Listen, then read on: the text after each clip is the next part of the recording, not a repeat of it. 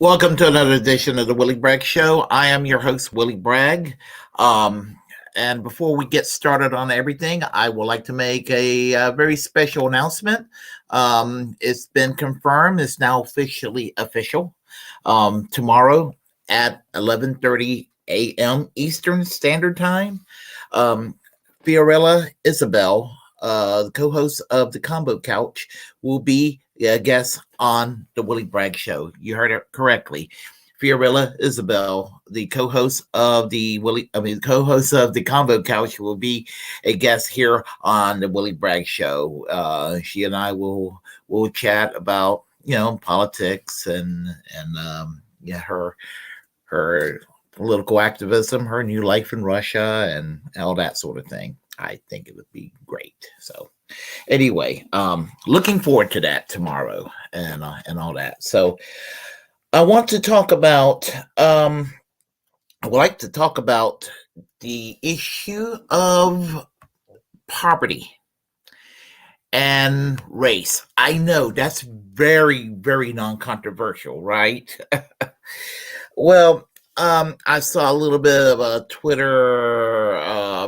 some Twitter fights going on, and it's just something I've seen over the years, right-wing framing that kind of gets on my last nerves, and I just kind of want to see it put to a damn rest. And I've been thinking about this shit, and I'm like the way that the argument about welfarism, public assistance, is racialized in a vicious way in this country, and I want to go make certain things clear about this. So, what I want to state basically is this: and I want to say this, and because the argument is that basically I hear it from a lot of right-wing people, whether they're racist or some of them are not racist, or but they still have it in their mindset. I think most of them are, but there are a few that are not, but they still have this crazy mindset that African Americans had it, quote unquote, better before LBJ's Great Society came around with this welfare and civil rights legislation and all of that,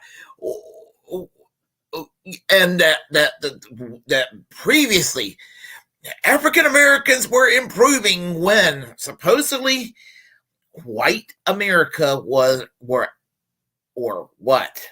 actively working against the interests of African Americans, actively discriminating against African Americans, depriving opportunity for African Americans at every turn, and they had it better. Is that really the case? I mean, to me, I don't know what to say about that when I hear that. I mean, it just boggles the mind. And here's the thing. They'll say, well, it harmed the black family, as if they care. I mean, it's like, why would welfare harm African Americans any more than it would white people? And by the way, more white people are on public assistance on average than African Americans. And I don't want to make it a race thing per se, except that I don't want to see welfarism painted in a racialized way, except where it's true. And there's nothing wrong with being on public assistance if you need it.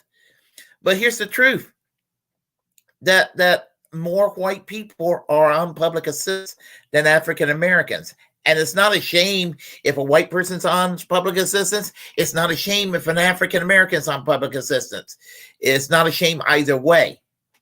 But these conservatives, whether they're a non-racist normie conservative or whether they're like a hardcore reactionary racists, they can never answer that question. If welfare programs harmed African Americans, well, what about the white people that are on public assistance? I mean, it's a default position. To me, it's like the default position is to always associate free stuff with African Americans, which is racist. It is honestly racist to do this. Now here's the thing: if the argument about the problematic nature of welfare, if you want to argue about it being problematic in a racially neutral way, I can be open-minded. And I can be open-minded, and but I always notice that everyone from a normie conservative who is not a racist per se, all the way to somebody who is a white supremacist, tend to vilify welfarism in kind of a racialized framing. So here's the thing I want to say about this. Now, for the people who are racist, I'm talking about those who are racist that really wants to just put down African Americans when it comes to welfare and just have a negative view of African Americans. I want to tell these white nationalists and these white racists to fuck off. But for those who are good faith people on the conservative side of the equations, and I'm not being condescending, for those who are conservative, who are not racist, but are not particularly fond of what they call welfarism, the welfare state or public assistance or what have you. There is a way that we can have less people, regardless of your ethnic background, whether you're white, whether you're African American, Hispanic, or whatever. There's ways you can have less people on public assistance. Why don't we have basically, let's have some guaranteed unionized living wage jobs, like guarantee full employment. That would be for starters. And we have such legislations. It's called the Humphrey Hawkins Act. The United States, I think it's called the United States Full Employment Act of 1978. That in itself would solve a lot of problems in a long way. Guarantee full employment. If you can't find a job in the private sector, the government will find you a job. Guarantee full employment, and guarantee it to be a living wage job. Make universal health care a reality. Make what in the form of Medicare for all, like they have in Canada, or they have France, or in Sweden and places like that. You can go that route, or go overtly socialized like they have in the UK, as long as it's fucking Tories are not fucking with it too badly. Just go and do something like that. That's what you need to go for. Fuck the American profit system on healthcare. The free market approach to healthcare. Fuck the free market approach to healthcare. That's bad for everybody. And that's another thing when it comes to healthcare. People, they associate healthcare with they claim it's welfare and free stuff, whatever, and they associate it with wokeness, and they associate it with as freebies or whatever. And there's nothing more class reductionist than universal health care. So I want to go and get that out of the way. So let me just go ahead and start here with this graphic. And hold on a second here. We'll start here. We'll start with this from Oh, where shall we start? We will start from, let's start from here. If I can find it. I can't find it. Well, what do you know? Okay. Why is it that I can't find it? Well, suffice to say, well, that's a bummer. I can't find that graphic. Okay, but that's fine. Okay, well, that's okay. Here's the thing. We, I don't know. I can't find it. But anyway, actually, we'll start with this article here because I want to go and, well, before I start on the article, I would like to go and mention a few things about the Great Society when it came out in the 1960s when JFK was assassinated in 63 and LBJ was sworn in, and he got elected in 1964 against Barry Goldwater and won. And we're talking about the Civil Rights Act of 1964. Basically, it didn't end it completely, but it did do some broad, sweeping ending of discrimination in the United States. Not 100%, but it did a lot. The Voting Acts of 1965 did away with the poll taxes. Immigration and Nationality Service Act of 1965 repealed the Immigration Act of 1924, and which was really a racist immigration law in 24. It basically says that anybody, the racial quota, it's like anybody can come into this country, and I don't mean like open borders, everybody, but we're not forbidding anybody due to skin color, whereas the 24 Immigration Act kind of did. The 1968 Civil Rights Act basically extended rights also for Native Americans in the reservations, all of that. You had the Economic Opportunity Act, the Neighborhood Youth Act to help kids stay in school, the Jobs Corps Act to create marketing skills for youth in this country. All this stuff here is pretty race neutral.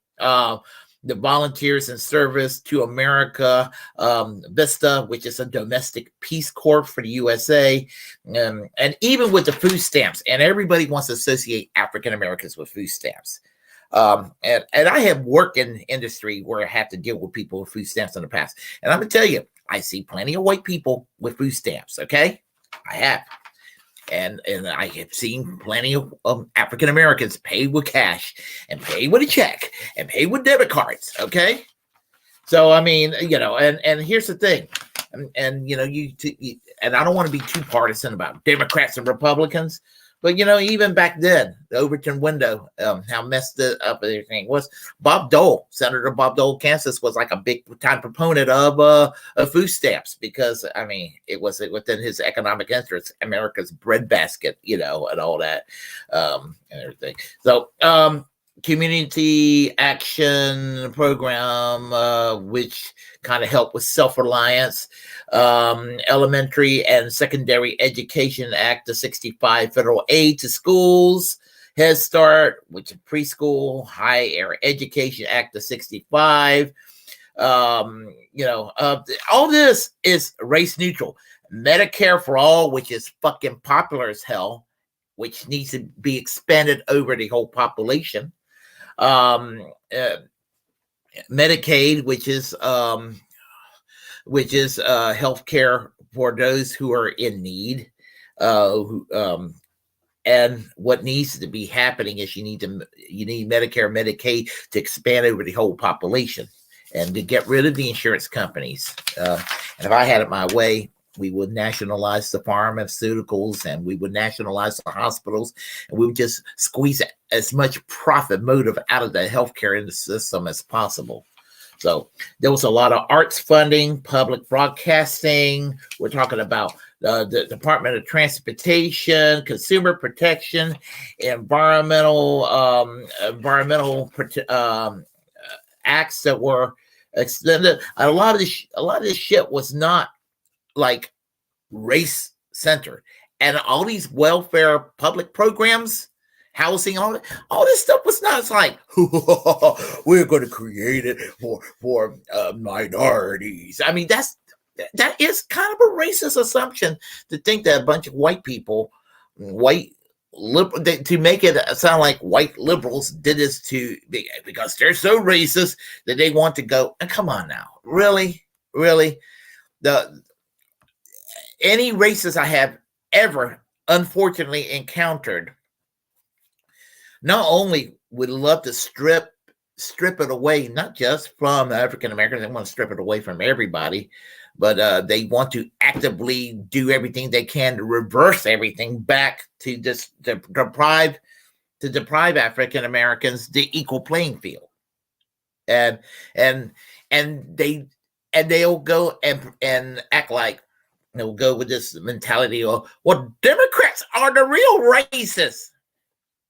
And when you hear some Republican say, well, the Democrats are the real racists, and I don't like Democrats. Democrats suck. Democrats suck because they don't stand for anything.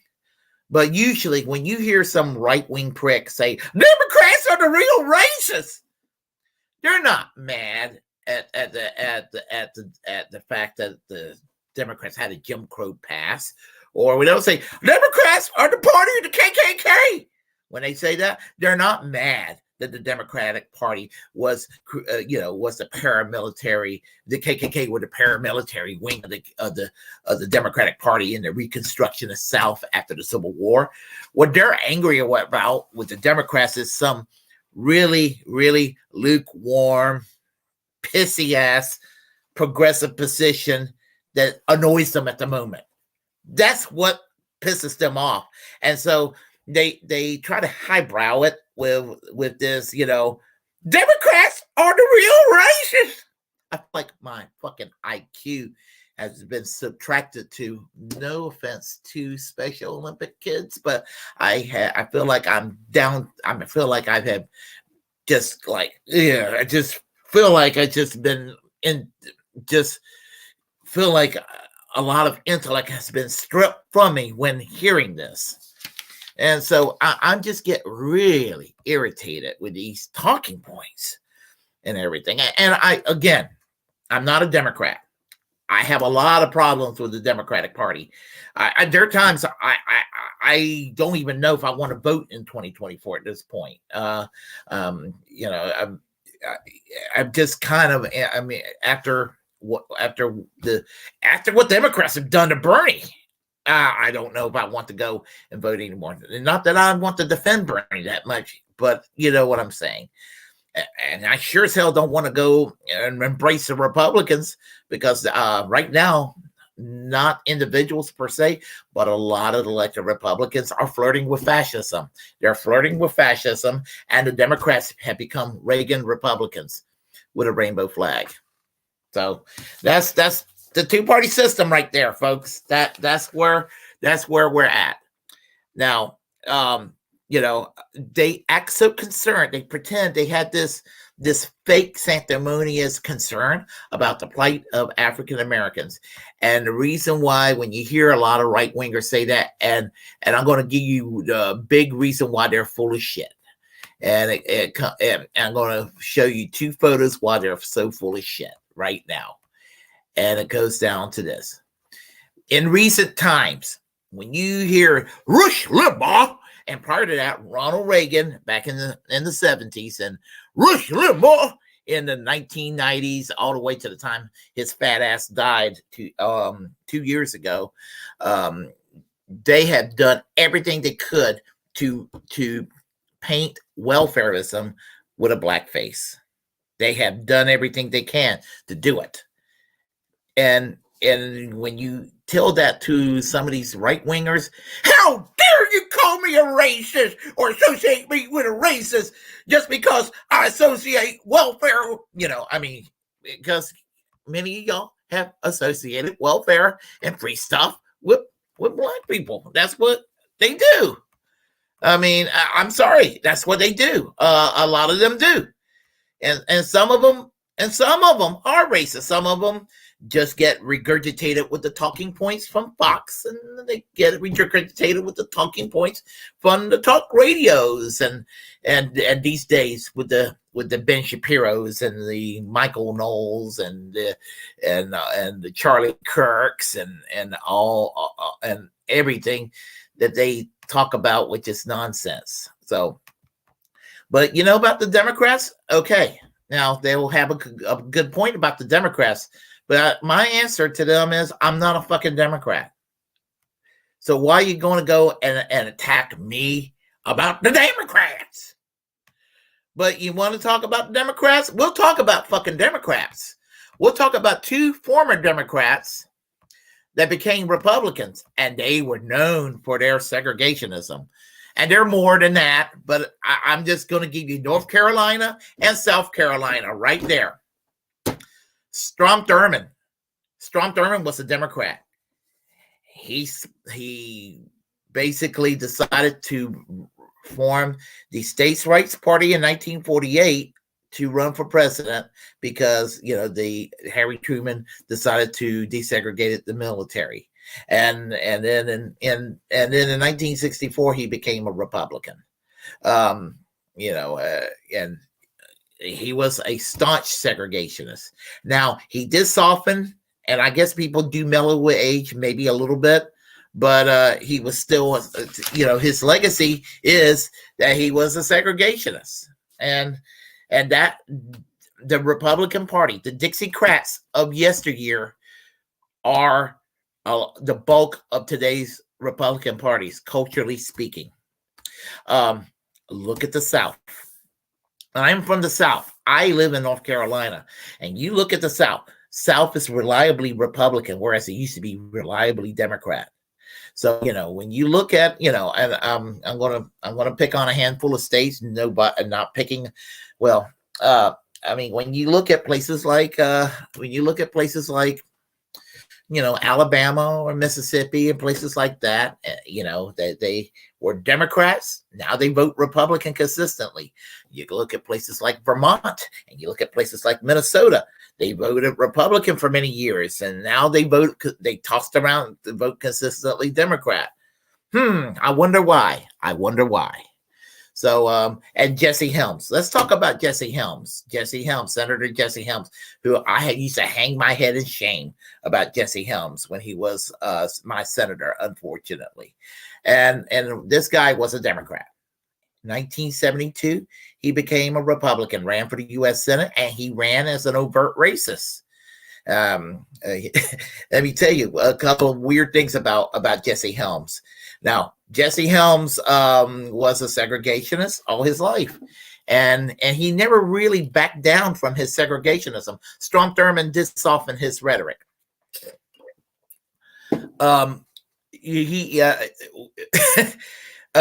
Jesse Helms was when I hear Democrats are the racists, are you telling me that Jesse Helms was a racist as a Democrat, but as soon as he signed that voter registration to being a Republican, that the racism just automatically went away as the signature of Jesse Helms went on into that voter registration card? Please give me a break. Give me a freaking break. And before there was a Marjorie Taylor Greene, folks, there was a Jesse Helms. Well, I should say before there was yeah. Ted Cruz said that he was influenced by Jesse Helms, and I believe him. And I thought I thought he was like the lowest scum of life in the Senate today, and he's pretty bad. But in the U.S. House, it's Marjorie Taylor Greene, who is a racist. So, so there you have it, folks.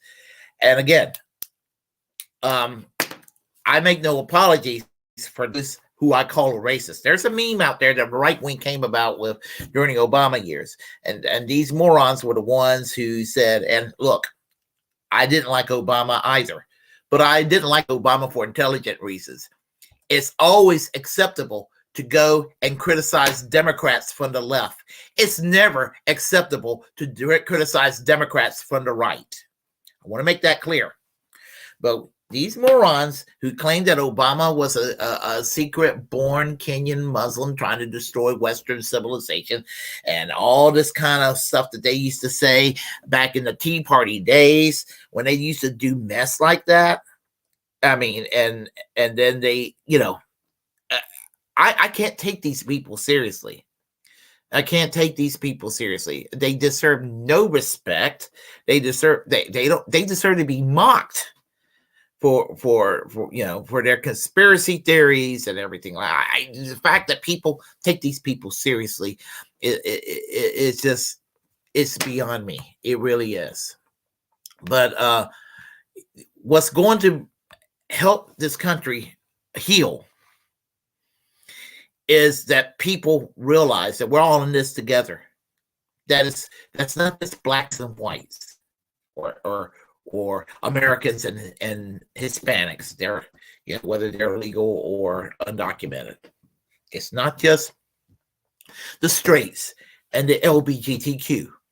It's not just the Christians and the atheists or what have you. It's just not that. It's not just the blue states and the red states.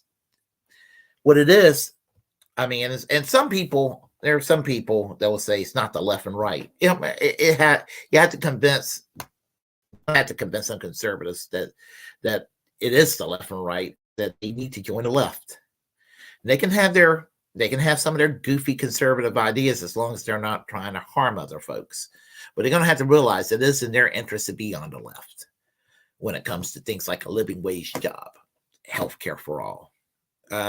Things of that nature, that when we all do well, we all do well, as the saying goes.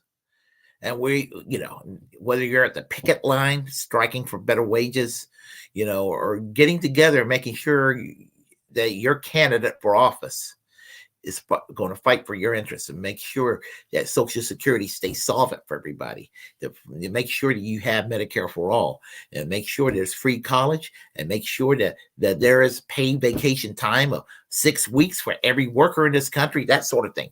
And when we do this, and we can achieve and have the nice things that other nations have for all of, around the world, well, in places like Norway, Sweden, and France, and places like that, and Netherlands, which is weird. Look in France, we Americans, we raised Social Security to 67. What did they do in France? They raised it to 64. And what Americans, when Reagan raised it to 67, we're just like, okay, what can I do? Sam. Oh, there's nothing I can do. But what happens, in France? They're going to be like, oh, no, the fuck you won't. And so, I am glad what they're doing in France. I wish they do that here. I mean, I love the French people. They're based. So anyway, and let's see what we have here. Hot Retarded Chicks, how are you today? I love it when you're online here. Hope all is well. And you're so correct. Racialism is dumb. It sure is. And we have here around the world with D and friends. How are you? I've been watching some of your videos lately. Great seeing you here on board. Catty Ann, just talked to you a few minutes ago. Always great conversations on the phone. And if welfare is bad, why do corporations want it so much? Thank you.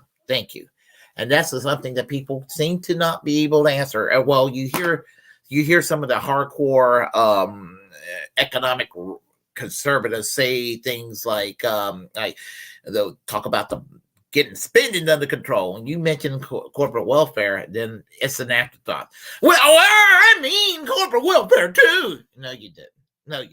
because if you did, you would say corporate welfare too. But no, but then they will say it as an afterthought. So anyway, yep. So I just had to get that off my chest. I really did. So as I said, the announcement again tomorrow, 11:30 a.m. Eastern Standard Time. Confirmed. It's now officially official. Fiorella Isabel will be the guest here on the Willy Bragg Show. Will be about an hour, just chatting politics. Her life, her story, that sort of thing, and her time with the combo couch and that sort of thing. And I very much am looking forward to that. And on Saturday, KRTD Media and myself, the Willy Bragg Show, we work in partnership, and I'll be doing, it'll be probably between 8 and 9. I haven't set it 8. And I'm going to be doing a video on the Carnation Revolution, because they celebrate 49 years this year on April 25th, but I'm going to be doing it on April 22nd, which is on a Saturday. So, and I guess that's about it. So if you like what you heard, please press like and comment. Comment any ways you disagree with what I have to say. Feel free to share the comment on this channel. As the First Amendment absolutist, it's my duty to inform you to create your own platform and utilize it, because we are, in fact, the muckrakers of our time. Let's see what else. Please hit that subscribe button. Hit that notification bell on the YouTube. Follow me on Twitch. Follow me on Facebook and Twitter. And until next time, I am Willy Bragg, and we shall discuss stuff again. Bye-bye. Bye-bye. Oh, no music. I don't know why. Okay.